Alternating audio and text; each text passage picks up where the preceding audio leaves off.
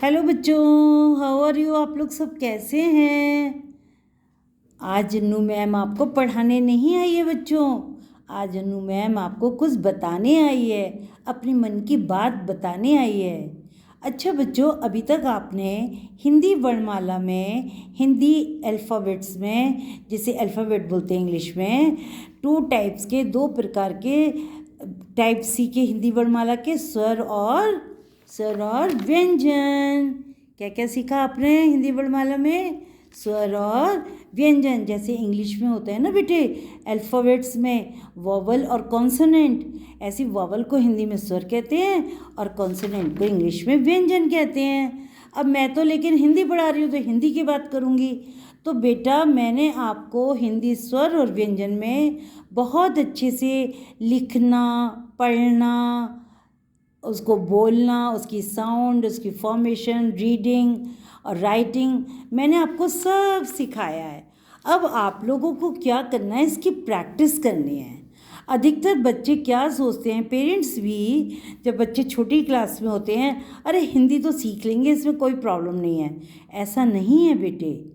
हिंदी को भी हमें उतनी ही वैल्यू देनी होती है जितना साइंस और मैथ को, इंग्लिश को तो चलो बच्चे अपना वर्बली सीख जाते हैं, लेकिन जितनी इंग्लिश, साइंस और मैथ को वैल्यू देनी होती है, हिंदी को उतनी ही वैल्यू देनी होती है। क्योंकि बेटा अगर हम गलत लिखेंगे, हमें मात्रों की नॉलेज नहीं होगी, तो हम बेटे शब्द भी गलत लिखेंगे, हम समझ ही नहीं पाएंगे कि हमें क्या लिखना है। हम देखो समझ ही नहीं पाएंगे हमको क्या लिखना है।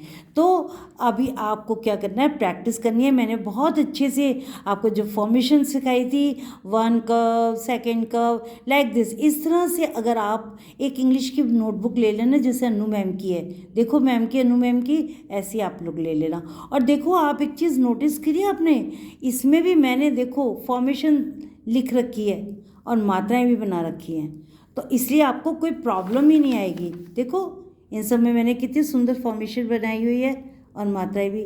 और लेकिन आप मेरा चैप्टर 1, चैप्टर 2 यानी अ, आ, ई, इसका 1 बाय 1 सीखोगे तो आपको बहुत अच्छे से आपको या लिखना, बोलना, पढ़ना आ जाएगा, और आपके लिए हिंदी कैसी हो जाएगी, बहुत सरल हो जाएगी।